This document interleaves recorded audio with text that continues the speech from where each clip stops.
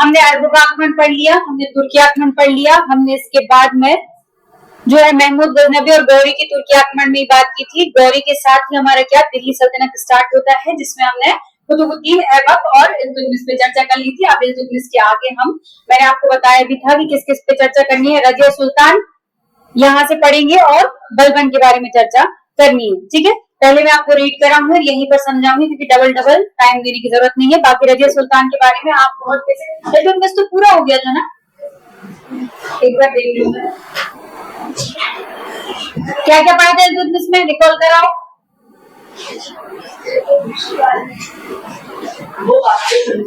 Ma'am 3 दिन में तो हम सारा कुछ भूल गए, आप कैसी बातें कर रही हो पूछ के।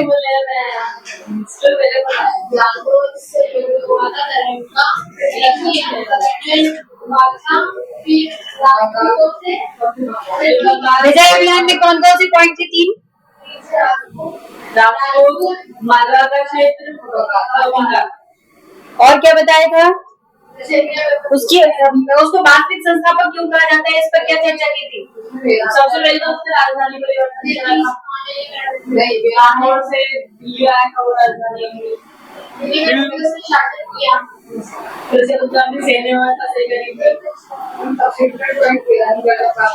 मैंने आपको क्या बताया था? वास्तविक संस्थापक मानने का कारण बस एक ही चीज होता है कि उसने पूरी क्या करी, दिल्ली पर कंट्रोलिंग करी। ठीक है, दिल्ली में अगर वो कंट्रोल करेगा, कोई भी राजा जब भी एक अच्छा संस्थापक होता है तो वो क्या करता है, सारी शक्तियां जैसे कि राजनीतिक शक्तियां, जैसे कि आर्थिक शक्तियां, जैसे कि सैन्य शक्ति, इसके साथ ही अगर अपन देखें तो आर्थिक में वही मुद्रा व्यवस्था वगैरह आ जाती है, सारी शक्तियों पर क्या करता है, कंट्रोलिंग कर लेता है। तो अपन ने देखा था किस तरीके से उसने राजनीति में, मैंने क्या बताया था आपको कि उसने तुर्क ए चहलगानी का गठन किया। भूल गए इतनी जल्दी आपको? बताओ, एक दिन खड़े हो गए, तब तक मैं देखती हूँ। इसलिए आप लोग से पूछ रही हूँ क्योंकि ये चीज इतनी बार बार बताई थी ना कि आपको भूलना नहीं चाहिए। बताओ, चलो बच्चों की तरह खड़े होकर पूछेंगे आपसे, बताओ। सैन्य व्यवस्था के लिए सबसे पहले तुर्क चहलगानी का गठन किया था, जिसमें 40 सैन्य व्यवस्था में कि प्रशासनिक व्यवस्था में, प्रशासनिक व्यवस्था के लिए वो सैन्य व्यवस्था 40 थे। उसके बाद उसने कुछ अपने शमसी वंश के ही सरदारों को नियुक्त किया। उसके बाद उसने इब्तदाई व्यवस्था चलाई थी, और इब्तदाई व्यवस्था से बस इतना ही बोल सकते हो कि 2 काम की राजनीतिक में, कि एक तो इब्तदाई व्यवस्था का गठन किया, क्योंकि प्रशासनिक व्यवस्था पूर्णतः यहाँ पर विद्यमान नहीं थी कि अपन बोले कि उसका एक मंत्री परिषद हुआ करती थी, है ना, और फिर राज व्यवस्था ऐसी थी। सीधी सीधी बात ये थी कि ये एक तो तुर्क ए चहलगानी का गठन किया, जो आप बताइए ना 40 सरदारों का जो पूरा उसने गठन किया था, जो किस वंश के थे, शमसी वंश के थे। ठीक है, उसके साथ ही आपने क्या बताया कि इब्तदाई व्यवस्था का गठन किया, और क्या बताया था मैंने? और उसमें व्यवस्था थी वो कैबिनेट व्यवस्था जैसी। हाँ, वो तो वही आ गया। आगे उसके बाद न्याय व्यवस्था के लिए उन्होंने आमिर एक डाक करके एक अधिकारी को नियुक्त किया था। ठीक है, उसके बाद सैनिकों के लिए, मतलब सैनिक जो प्रशिक्षित नहीं थे पूरे तरीके से, तो उन्होंने उनको प्रशिक्षण दिया और उनको निरंतर शिकार पर ले जा रहे थे। ठीक है, और जो उसकी धार्मिक व्यवस्था थी वो सहिष्णु धार्मिक व्यवस्था थी। मुख्य था आर्थिक व्यवस्था, वो बताओ मुझे।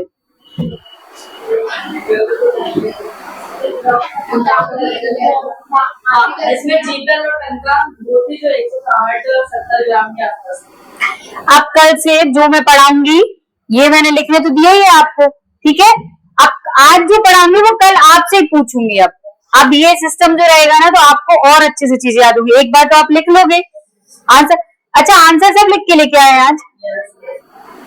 मोहित, आंसर लिख के लेके आए हो? जवाब नहीं दिया इसलिए आपसे स्पेशली पूछा। कौन लिख के नहीं लेके आया? सब लाए?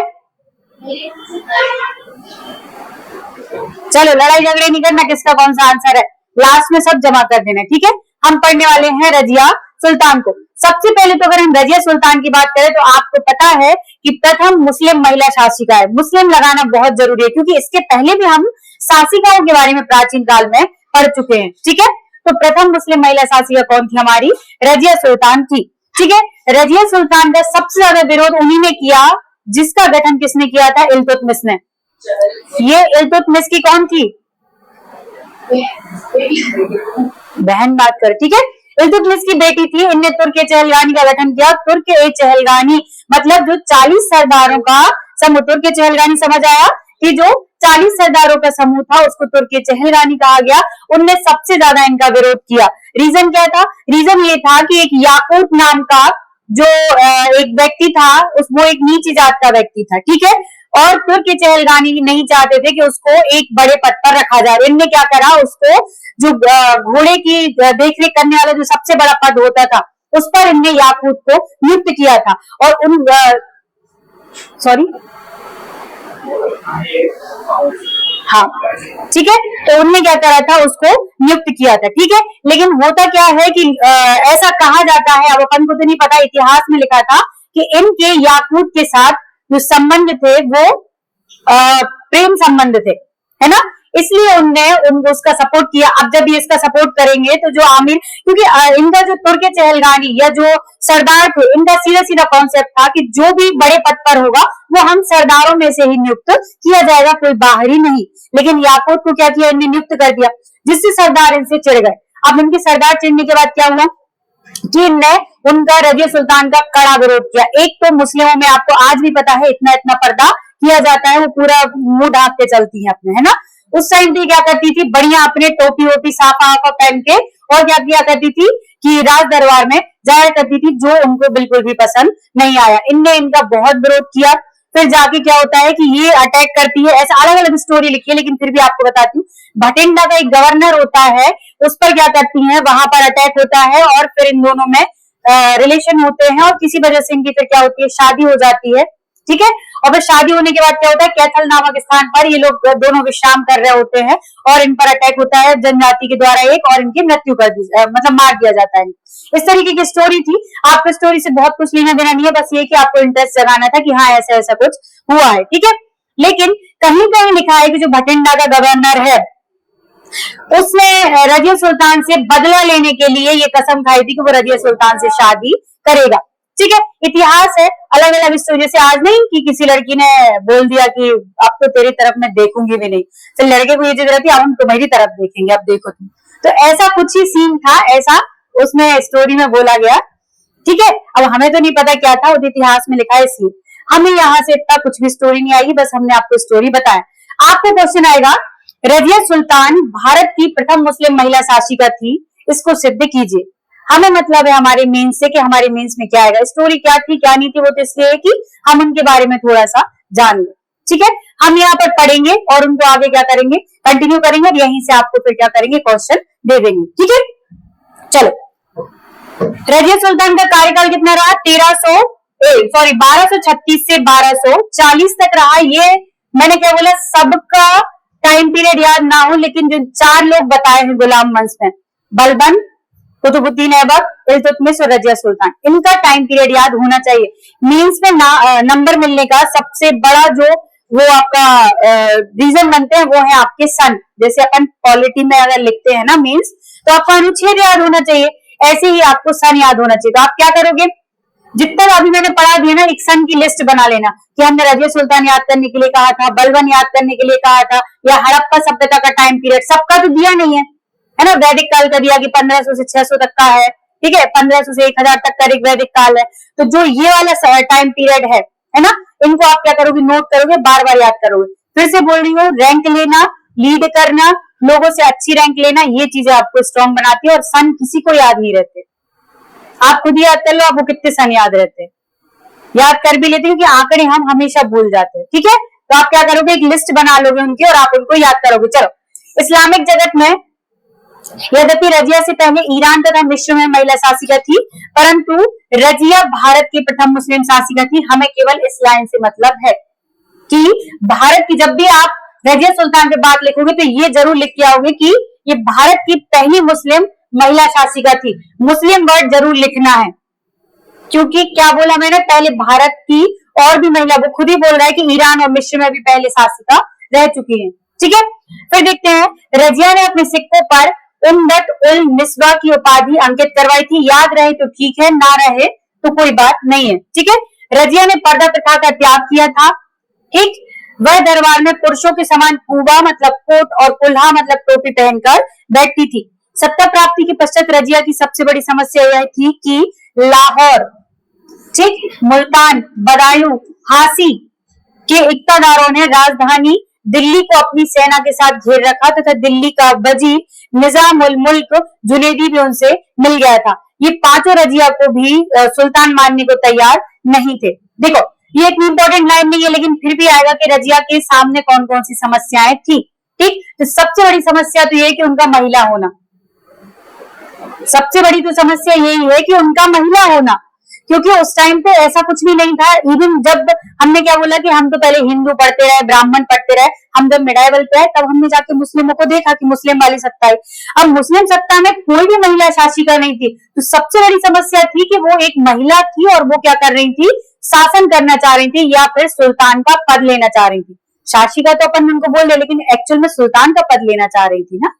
अभी तक आराम सा था, बहराम सा था, इल्तुतमिश था, कुतुबुद्दीन ऐबक था, कहां से रजिया सुल्तान है। तो सबसे बड़ी उनकी जो समस्या थी वो थी उनका महिला होना। ठीक है, उनने क्या करा, पर्दा प्रथा का त्याग किया था। ठीक है, ये लाइन आपको देखना है, आप देख लोगे कि भाई कुबा और कुल्हा ये पहना करती थी। इसके अलावा हमने देखा सत्ता प्राप्ति के पश्चात रजिया की, तो उन्होंने सत्ता प्राप्त की तो लाहौर, समझ में आ गया होगा लाहौर वाला क्षेत्र कौन सा है। ठीक, लाहौर, मुल्तान, बदायूं, बदायूं कहाँ है,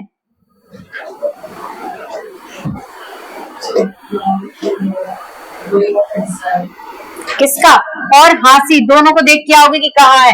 ठीक है, कि इक्तेदारों ने राजधानी दिल्ली को अपनी सेना के साथ घेर रखा था, तो दिल्ली का जो वजीर था निजाम उल मुल्क जुनैदी भी उनसे मिल गया था। देखो, ये अगर याद रहे तो बहुत अच्छी बात है, अगर याद नहीं रहता है तो बस अपन इतना भी कर सकते हैं कि दिल्ली पर जो बाहरी सेना है उनका क्या रहना, क्या हुआ,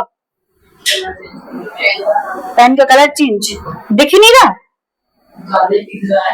अच्छा ज्यादा दिख रहा है, ये ठीक है। ठीक है, तो क्या बोला, अरे आपके पेन के चक्कर में। देखो, रजिया सुल्तान प्रथम महिला शासिका थी, एक बात हो गई। दूसरी बात आपको अगर परिचय में लिखना है तो उन्होंने क्या, पर्दा प्रथा का त्याग किया।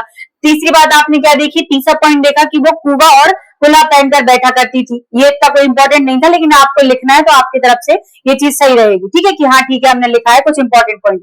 उसके बाद हमने क्या करा कि दिल्ली पर है ना, जो दिल्ली वाला क्षेत्र था उसमें क्या हुआ कि लाहौर का, मुल्तान का, बदायूं का और हासी के इक्तेदारों ने क्या करा, अपना शासन या फिर अपना जो है सेना को स्थापित कर दिया था। अब जब इनकी सेना दिल्ली पर रहेगी तो क्या होगा, ये अपना स्वतंत्र रूप से कार्य थोड़ी ना कर पाएंगे रजिया सुल्तान। ठीक है, आगे देखते हैं, पहले एक बार पढ़ लो फिर आपको बता दो। ठीक है, ये पांचों ने रजिया को भी सुल्तान मानने से तैयार नहीं थे। रजिया ने कूटनीति से काम लेते हुए अफवाह फैला दी कि मुल्तान तथा बदायूं के इक्तेदार व्यक्तिगत रूप से रजिया से मिले हुए हैं। परिणाम स्वरूप उन चार इक्तेदारों में आपसी अविश्वास उत्पन्न हो गया तथा उन्होंने राजधानी खाली कर दी। हमने फिर बोला आपको इस कहानी से कोई मतलब नहीं है, ये कहानी बस इसलिए है कि आपको पता रहे कि आगे पीछे क्या था। ठीक, पहले तो क्या था कि जो वो चारों इक्तेदार है उनने अपनी सेना कहाँ स्थापित कर रखी थी, दिल्ली में। ठीक है, फिर क्या किया रजिया ने क्या करा कि एक बात फैला दी, एक अफवाह फैला दी कि जो हमारे मुल्तान और बदायूं का इक्तेदार है वो किससे आके मिले हैं, रजिया सुल्तान से। सीधी बात है, आप दोनों दोस्त हो, मैंने बोल दिया कि पलक ना मेरे से आके बोल रही थी कि ऐसा ऐसा है ना, किसी भी चीज पर अगर बात चल रही है, पार्टी वार्टी की बात चल रही है, कुछ भी इकट्ठा करना। अब आप इनसे कुछ पूछोगे नहीं, आप इनसे बुराई मान लोगे, क्योंकि मैंने तो आपको बता दिया। तो इसी तरीके से बात हुई कि रजिया सुल्तान ने बता दिया कि जो मुल्तान और बदायूं के इक्तेदार हैं वो व्यक्तिगत रूप से रजिया से मिले हैं। परिणाम स्वरूप उन चार इक्तेदारों में आपसी अविश्वास उत्पन्न हो गया तथा उन्होंने राजधानी खाली कर दी। मतलब राजधानी मतलब क्या, दिल्ली को खाली कर दी। ठीक है, आगे देखते हैं, निजाम उल मुल्क जुनैदी ने भी राजधानी छोड़कर भाग गया। ये कौन था, कौन था, ठीक, ये वजीर। आगे पर क्यों, क्या हुआ, एकदम देखने लगे, वो बात रिपीट नहीं की ना, इसलिए आप लोग को पता नहीं, रिपीट नहीं की थी और मैंने। चलो आगे देखते हैं, रजिया ने मुहाज़बुद्दीन को वजीर, इख्तियारुद्दीन को एतगीन को अमीर ए हाजिम दरबारी का शिष्टाचार अधिकारी और इख्तियारुद्दीन को अल्तुनिया को भटेंडा का इक्तेदार तथा अबिसीनिया जलालुद्दीन याकूत को आमिर ए आखुर अश्वरोही सेना का प्रमुख पद दिया। इनमें से सर्वाधिक विवाद याकूत के पद को लेकर हुआ। आपको अगर ये चीजें याद करनी है तो करो, नहीं करनी है तो मत करो। अगर लिखना है तो एक एक पद लिख लो कि किसको कौन सा पद दिया था। यहाँ से स्टोरी जानने लायक ये थी कि याकूत को इन्हें आमिर आफुर दिया था, जिससे क्या हुआ, पूरी की पूरी जो सरदार थी, सरदारों की जो 40 सरदारों का क्या था, तुर्क ए चहलगानी, वो क्या हो गया था, इनसे नाराज हो गया था। इनने इसको भी तो दिया, अल्तुनिया से तो इनकी शादी हुई थी, भटिंडा का गवर्नर इन्हीं ने बनाया था। इक्तेदार मतलब कि क्या होता है, गवर्नर ही तो होता है, ठीक है। तो क्या करा था, गवर्नर बनाया था। कुछ नोट कर रहे हो क्या? हालांकि जरूरत है नहीं नोट करने, ठीक है। आगे चलते हैं। जब रजिया ने आमिर वर्गों में गैर तुर्कों को शामिल करना प्रारंभ किया, तब तुर्की आमिर चौकन्ने हो गए। समझ में आ गई बात? याकूत कोई भी तुर्की नहीं था। ये चाहते थे कि जैसे तुर्क चहलगानी गठन हुआ है, मतलब कि तुर्क सरदारों का समूह है, तो ये चाहते थे कि जो अगर तुर्की साम्राज्य पे जो रानी है या जो सुल्तान रजिया बैठी है तो वो तुर्की है, तो बाकी भी जितने भी पद सब तुर्की ही बैठे, उस पर तुर्की के ही लोग बैठे। लेकिन इन्होंने क्या करा, गैर तुर्कों को वहां पर नियुक्त किया, जैसे कि हम बात कर रहे हैं अल्तुनिया की, है ना। तो इससे क्या हुआ, अल्तुनिया नहीं सॉरी याकूत की, तो इसके कारण क्या हुआ था, तुर्की चहलगानी जो है या सरदार है वो क्या हो गए थे, रुष्ट होने लगे, ठीक है। आगे देखते हैं। अफवाह फैल गई थी कि रजिया का याकूत से नाजायज संबंध था, ठीक है, जो मैं बता चुकी। परिणाम स्वरूप रजिया के विरुद्ध चारों तरफ विद्रोह होने लगा। इसके पीछे एतगीन का भी हाथ था। एतगीन किस पद पे था, हमें क्या पता, मैम नाम ही इतने खतरनाक थे। चलो, इसके पीछे एतगीन का भी हाथ था। जब रजिया याकूत के साथ अल्तुनिया के विद्रोह को कुचलने के लिए भटिंडा गई, तब एतगीन के इशारे पर तुर्की सैनिकों द्वारा धोखे से याकूत की हत्या कर दी गई तथा रजिया को बंदी बनाकर भटिंडा के किले में कैद कर दिया गया। ये भी स्टोरी है, आपको इतना कुछ जानने की जरूरत है नहीं। क्या हुआ, जब स्टोरी आती है ना तब चीजें बोरिंग ही होती है, क्योंकि वो स्टोरी मैंने जितनी बतानी थी स्टार्टिंग में बता दी। अभी कोई ऐसा वो नहीं आ रहा है कि ये मेंस में आना है और आपको इतना याद करना है। जब ये वाली बात आएगी तो फिर अपन उससे बात कर लेंगे, ठीक है। चलो, तो क्या हुआ, इसके पीछे एतगीन का भी हाथ था। जब रजिया याकूत के साथ अल्तुनिया के विद्रोह को कुचलने के लिए गई, भटिंडा गई थी, तब एतगीन के इशारे पर तुर्की सैनिकों द्वारा धोखे से याकूत की हत्या कर दी गई। लो, अब इनका प्रेम यहाँ पर जिससे नाजायज संबंध थे वो निपट गया। अब क्या होना है आगे, तथा रजिया को बंदी बनाकर भटिंडा के किले में कैद कर दिया गया। एतगीन ने दिल्ली पहुंचकर इल्तुतमिश के तीसरे पुत्र बहराम शाह को शासक बना दिया तथा स्वयं उसका संरक्षक बन गया। ठीक पूरी स्टोरी है।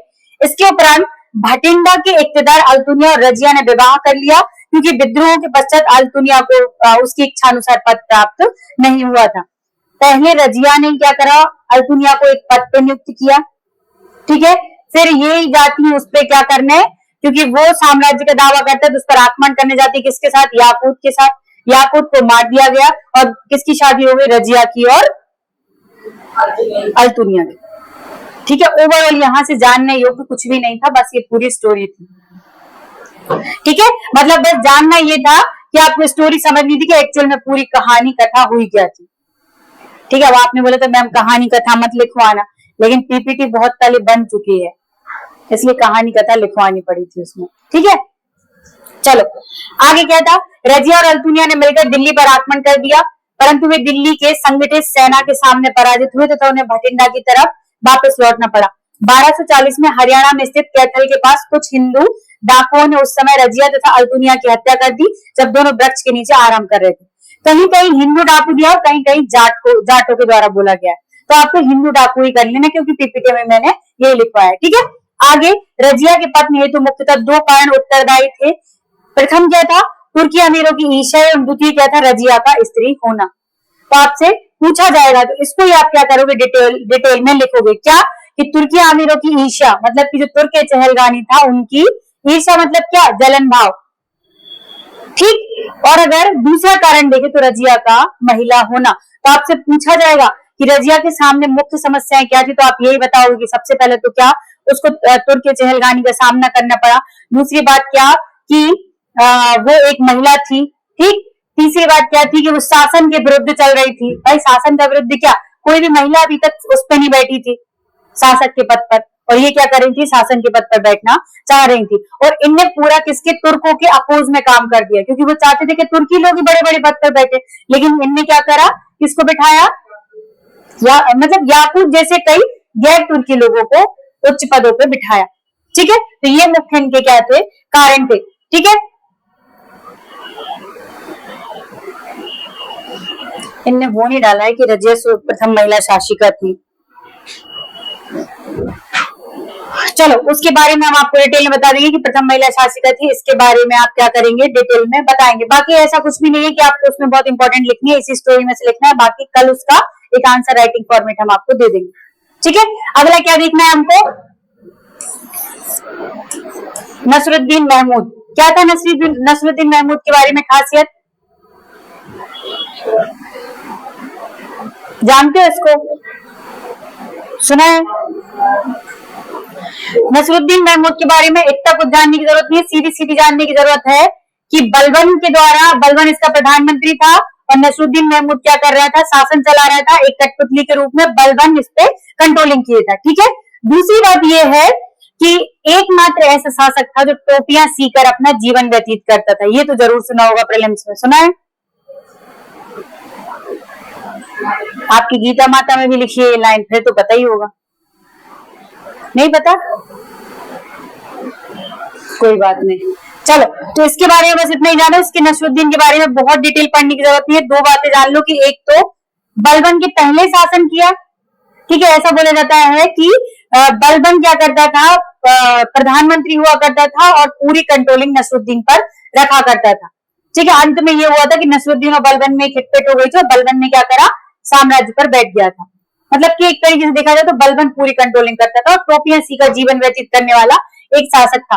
तो इसके बारे में इतना आपको डिटेल में पढ़ने की जरूरत नहीं है, अगर पढ़ना हो तो आप इसमें से क्या करोगे, पढ़ लोगे, इतना इंपॉर्टेंट है नहीं, आएगा तो 2 नंबर में आएगा। अब हमें सबसे इंपॉर्टेंट पूरे अगर देखें तो गुलाम वंश का सबसे इंपॉर्टेंट पार्ट है, वो है बलबन। इल्तुतमिश भी है, लेकिन बलबन एक अच्छा खासा बहुत इंपॉर्टेंट पार्ट है और यहाँ से क्वेश्चन हर बार आता भी है। आपका मेंस है इस बार, आपका नहीं है,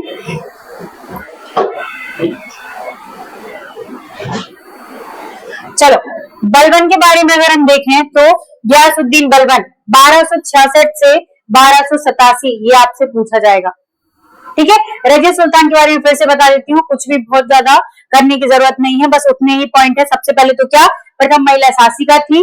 ठीक है, दूसरी बात क्या कि तुर्क चहलगानी से इनका क्या हुआ है, मतलब 4-5 पॉइंट आपके दिमाग में घूमना चाहिए। तुर्क चहलगानी ने इनका विरोध किया, इनने तुर्की सरदारों तुर्कों की जगह गैर तुर्कों को क्या किया, सपोर्ट किया।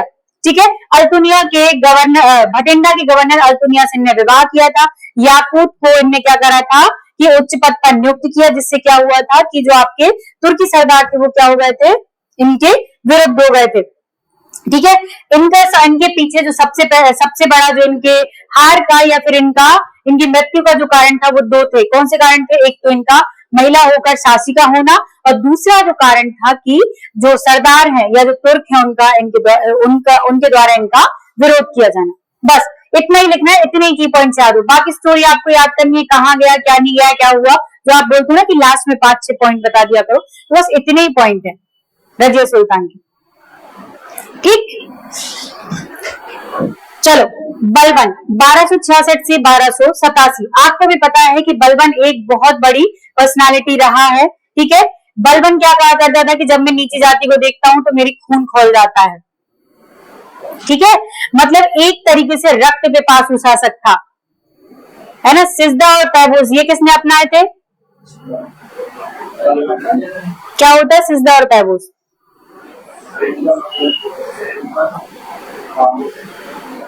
पावोस मतलब पैर के अंगूठे को चूमना। ठीक है, हाँ बताती हूँ। बलबन एक ऐसा शासक था जिसको रक्त पिपासु भी कहा गया। रक्त पिपासु 2 शासकों को कहा गया है पूरे इतिहास में, लेकिन अपन अभी बलबन को ही लेके चलते हैं। इसलिए कहा गया क्योंकि इसने सारी चीजें अगेंस्ट में बोली है ना। इसको बहुत ज्यादा अच्छा शासक था, लेकिन साम्राज्य की इतनी बड़ी परवाह नहीं थी। इसको लगता था कि आर्ध दैवीकरण में ये पूर्णतः दैवीकरण की बात करता था, ये पूरे तरीके से क्या है, ईश्वर का रूप है। उसका बोलना था कि जो मैं बोलता हूं वही ईश्वर की वाणी है। ठीक है, ये क्या करता था, इसने क्या करा, 9 रोजे त्योहार चलवाए। ठीक है, और क्या करवाया, सिजदा और तैबूस की नीति चलवाई थी। अगर सभा लगी हुई है और अगर किसी ने हंस दिया है या किसी ने जोर से बात कर दी तो उसका मांस काट दिया जाता था। इस तरीके का शासक था बलबन। ठीक, इसके साथ ही अगर हम बात करें तो बलबन कहता था जब मैं नीची जाति को देखता हूं तो मेरा खून खौल उठता है। ठीक है, तो इस तरीके से हम कह सकते हैं कि बलबन एक अच्छा शासक तो था, लेकिन देखा जाए तो इतिहास में बहुत खतरनाक शासक रहा है। ठीक है, इसके बारे में हम पढ़ते हैं। सबसे पहले देखें तो बलबन का मूल नाम जो था बहाउद्दीन था। हमारे मीन्स में कोई काम का नहीं है, लेकिन अगर आप ये लिख के आते हो इसका नाम तो पॉजिटिव पॉइंट पड़ता है कि हाँ आपको इसका नाम पता भी है कि एक्चुअल में इसका नाम क्या है। ठीक है, आगे देखें तो उसने सुल्तान बनने पर गयासुद्दीन की उपाधि धारण की। बलबन इल्तुतमिश का गुलाम था। ये बात बहुत कम लोगों को पता होती है कि वो इल्तुतमिश का गुलाम था, क्योंकि हमको लगता है इल्तुतमिश कहाँ, बलबन कहाँ। इल्तुतमिश तो इतना बड़ा खतरनाक से शासन नहीं रहा, बलबन तो बहुत ही खतरनाक सा रहा। तो आपको याद रखना है, क्योंकि मैंने आपको स्टार्टिंग में बताया था जब गुलाम वंश आपका स्टार्ट हो रहा था कि वास्तविकता में 3 ही गुलाम थे। कौन कौन? बलबन। ठीक है, वास्तविकता में 3 ही गुलाम थे। ठीक है, इसीलिए इसको गुलाम वंश की संज्ञा दी गई थी। 1206 से 1290 तक इसको ममलूक वंश भी कहा गया था। ममलूक वंश क्यों कहा गया ये भी बताया था। ठीक है, चलो क्या देखना, इल्तुतमिश ने बलबन को ग्वालियर विजय के पश्चात खरीदा था। हमें क्या लेना, बलबन, रजिया, बहराम शाह, अलाउद्दीन, मशहूद शाह एवं नसरुद्दीन महमूद के शासनकाल में क्रमशः आमीर शिकार, आमीर आखुर, आमीर हाजिब एवं नायब ए ममलिकात के पद पर रहा। हमें क्या करना है, इन सबसे कुछ भी नहीं करना। ठीक, तो हमें इसको पढ़ना भी नहीं है। ठीक है, जो चीजें पढ़नी होगी मैं बस वही आपको बताऊंगी। बलबन के सिद्धांत। ठीक है, राजगद्दी प्राप्त करने के उपरांत बलबन ने सुल्तान की प्रतिष्ठा और शक्ति को बढ़ाने एवं समस्त अधिकार अपने हाथों में केंद्रित करने का प्रयास किया। मैंने बोला ना कि सीधा सीधा उसने ये बोला कि मेरी वाणी ईश्वर की वाणी है ना। तो उसने क्या करा कि जैसे ही वो सुल्तान बना तो उसने क्या करा, अपनी शक्ति को बढ़ाना था उसको, और उसके साथ ही अपनी प्रतिष्ठा को बढ़ाना था। तो उसने क्या किया, संपूर्ण शासन का केंद्रीकरण कर दिया गया। केंद्रीकृत शासन तो पहले भी चल रहा था, लेकिन फिर भी इल्तुतमिश वगैरह इतने, या रजिया सुल्तान वगैरह इतने तरीके से केंद्रीकृत नहीं कर पाए। क्यों? क्योंकि तुर्क ए चहलगानी को ये समाप्त करेगा। तुर्क ए चहलगानी क्या करता था, कंट्रोलिंग करता था, तभी तो रजिया सुल्तान को उन्होंने हटा दिया है ना। किसने खत्म किया था? इल्तुतमिश ने। खत्म कौन करेगा तुर्क ए चहलगानी को? बलबन। ठीक है, तो फिर पूरी कंट्रोलिंग खुद केंद्रीकृत सत्ता स्थापित करने के लिए या पूरा कंट्रोलिंग खुद के हाथ में लेने के लिए ही उसने क्या करा, तुर्क ए चहलगानी का समाप्त किया। क्यों? क्योंकि वो क्या करेंगे, जैसे शासन चला आ रहा है वैसे शासन चलाने के लिए इसको टोका टाके करेंगे तो ये समाप्ति कर देगा कि लो हमें क्या करना, अब टोक लो हमें। ठीक है, चलो।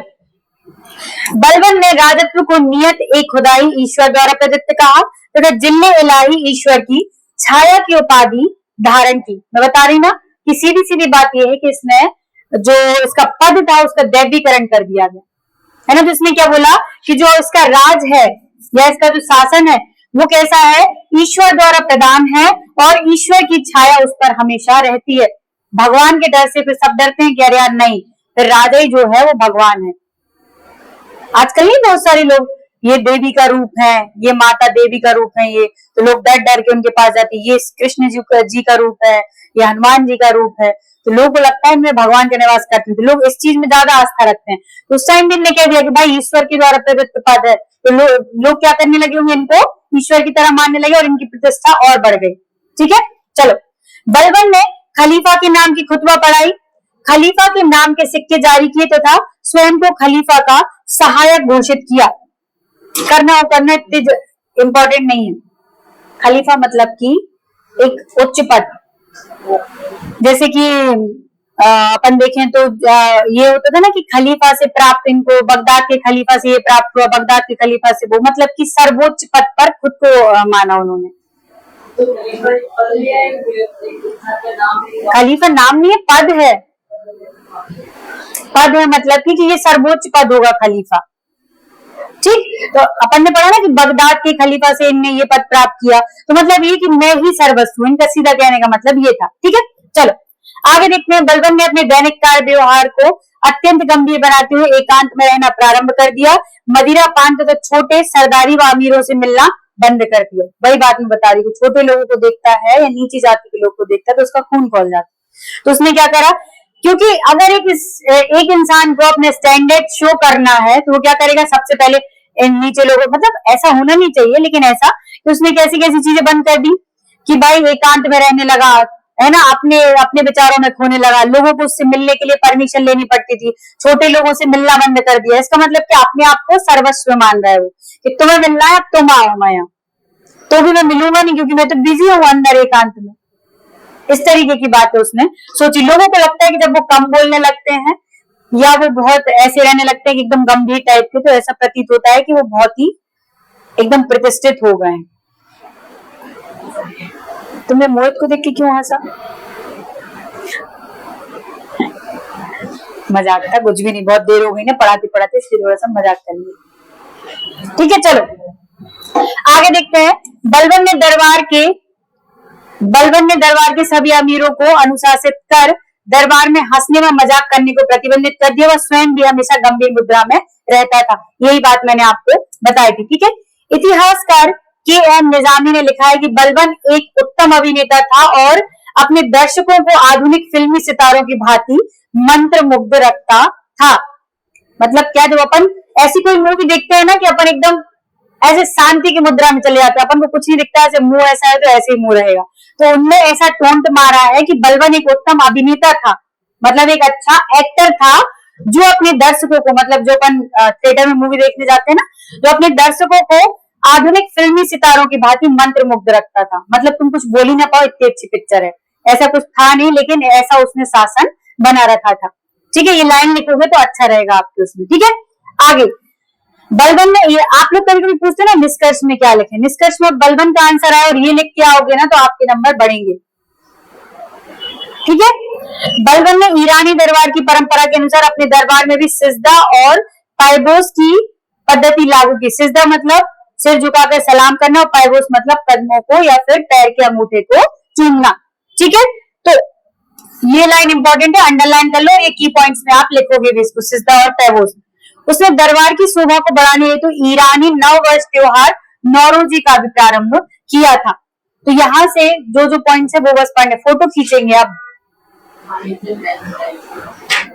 फोटो खींचने पे कभी नहीं लिखा जाता। फिर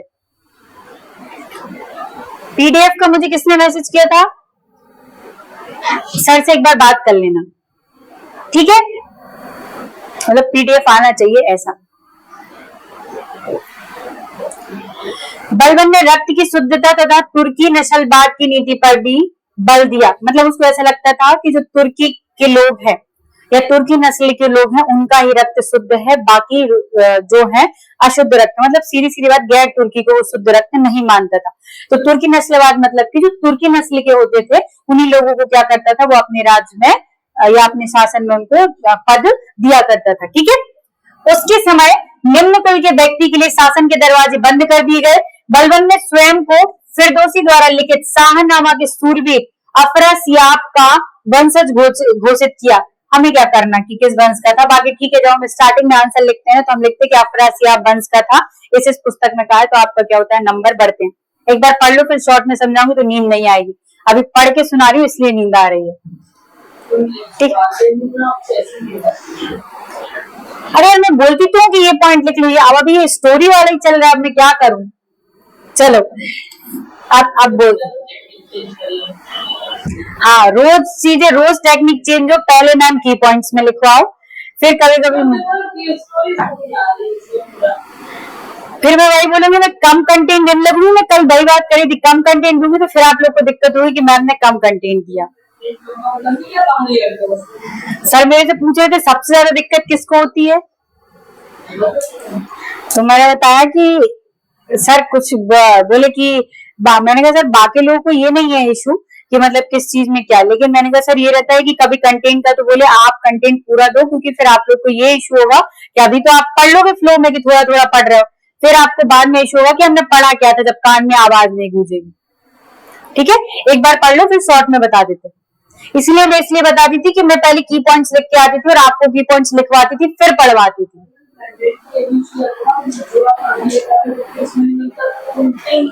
तो फिर कैसे मैं की पॉइंट्स दे दूं इसमें केवल? नहीं, सर ने ये बोला था कि जो नोट्स हैं वही मिलेंगे, इसकी पीडीएफ फॉर्म मिलेगी।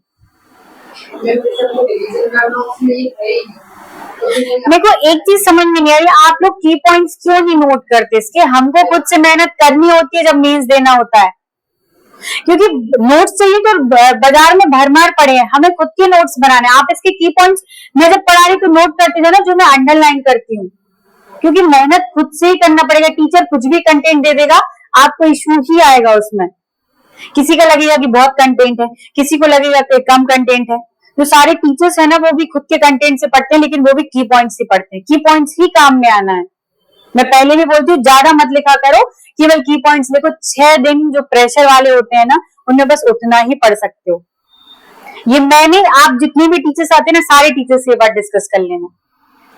नहीं पढ़ सकते आप। अगर सोचो कि आप 400 पेज एक दिन पहले पढ़ लो, कभी नहीं पढ़ पाओगे आप।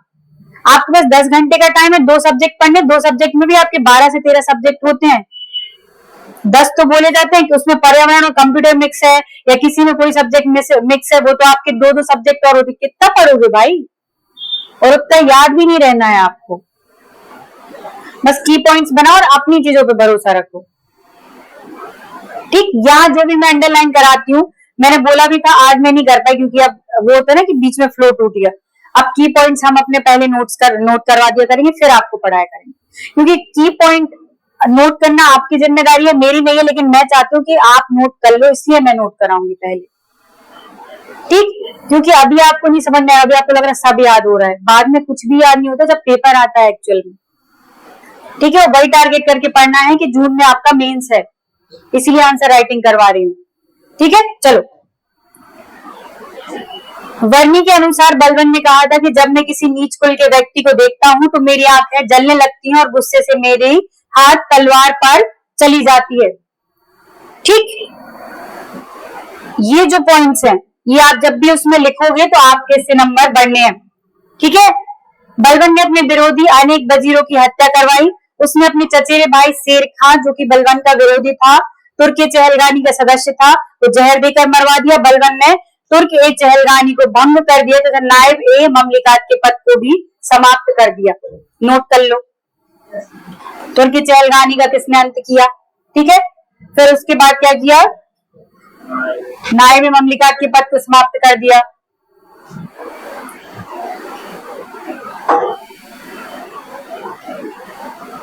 ग्रेजुएशन करके आए हो ना आप सब लोग, जैसे ग्रेजुएशन में पढ़ते हैं वैसे पीएससी में पढ़ना है। एक्स्ट्रा ऑर्डिनरी करते हैं, सिलेक्शन नहीं होता। फिर ये कर के सीख के आता है कि जरूरत ही नहीं है 20 क्वेश्चन पढ़ के जाना, आना भी वही है। अरे पीएससी में मत पढ़ के जाना 20 क्वेश्चन, लेकिन पीएससी के भी 20 क्वेश्चन होते हैं हर पेपर के। गैसिंग, वैसे प्रीलिम्स की गैसिंग करते थे बैठ के, फिर नर्मदा को गोदावरी और गोदावरी को नर्मदा लगा आते हो आप लोग, है ना। तो ऐसे ही मेंस में भी होता है। हो गया?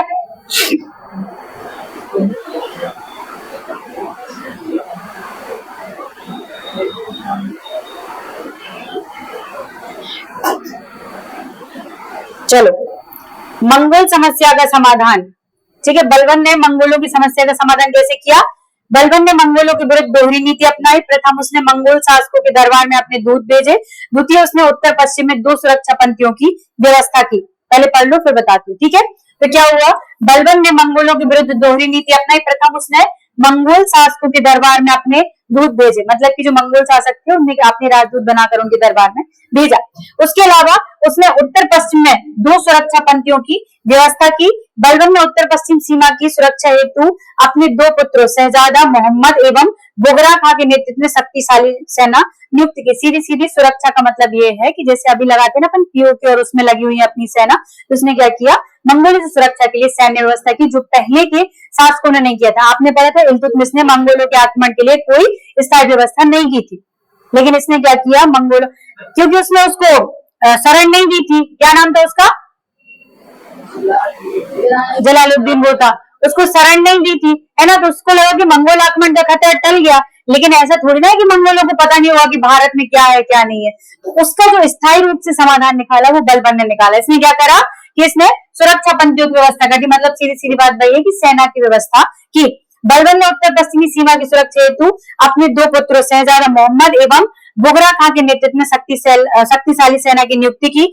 आगे चलकर जब बुगरा खां को बंगाल का इक्तेदार बनाया गया तो संपूर्ण उत्तर पश्चिमी सीमा की सुरक्षा का दायित्व शहजादा मोहम्मद पर आ गया। इतना कुछ भी नहीं करना है। मंगोल समस्या का समाधान बस ये था कि दोहरी नीति, और दूसरा बात उसने क्या करा कि उत्तर पश्चिमी सीमा में सुरक्षा पंथी की व्यवस्था की, या सुरक्षा पंथी के अलावा लिख सकते हो कि सुरक्षा सेना की व्यवस्था की। ठीक, कोई बड़ा रीजन नहीं लिखना, ना ये लिखना कि किसको नियुक्त किया किसको। अगर आपको लिखना है तो शहजादा मोहम्मद और बुगरा खां, इनका नाम बस ये लिख सकते हो कि इनको नियुक्त किया था। फिर कौन हट गया कौन आया ये आपको कोई जरूरत नहीं है लिखने की। ठीक, कितने पॉइंट्स लिख लो, एक तो दोहरी नीति लिख लो, सुरक्षा पंथी लिख लो, उसके अलावा अगर देखा जाए तो इन दोनों के नाम लिखना है तो इन दोनों को नियुक्त किया था।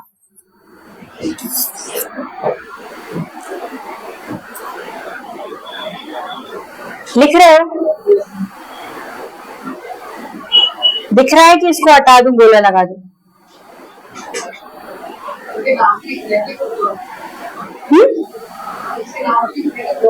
हाँ लिख लो ना, उसमें लिखा ना 2 सुरक्षा पंथियों की व्यवस्था की, मतलब एक आप दोनों अपने बेटों के उसमें की थी उसने नेतृत्व में।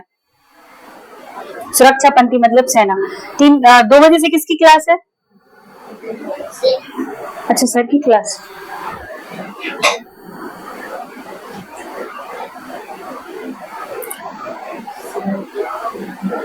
जैसे ही गुलाम वंश खत्म होगा तो मैं आपको सारी चीजें की पॉइंट्स में बता दूंगी, तो आपको समझ में आएगा। जब पहली बार पढ़ते हैं ना तब ऐसे ही लगता है।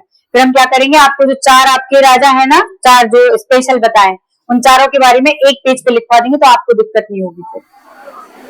ठीक, उसमें की पॉइंट्स में क्या था। ठीक है, चलो आगे देखते हैं। 1285 में शहजादा मोहम्मद मंगोल नेता तमर के नेतृत्व में हुए आक्रमण में मारा गया। शहजादा मोहम्मद को शहीद आजम की उपाधि दी गई। हमें क्या करना, शहजादा मोहम्मद अत्यंत योग्य सेना नायक और विद्वानों का आश्रयदाता था। अमीर खुसरो तथा अमीर हसन दहलवी ने अपना साहित्यिक जीवन उसी के संरक्षण में आरंभ किया। इतना कुछ नहीं लिखना, अगर आपको पढ़ना है तो स्टोरी के लिए है, बाकी जितना मैंने लिखा है बस उतने ही मंगोल की समाधान में आपको लिखना है। ठीक, इसको कुछ नहीं करना है। चलो, रक्त एवं लौह की नीति, ये आएगा और एज इट इज आएगा आपके पेपर में कि लौह और रक्त की नीति क्या है। ठीक, इसको क्या करेंगे, कल कंटिन्यू पढ़ाएंगे, इसलिए क्योंकि ये अच्छे से पढ़ना है।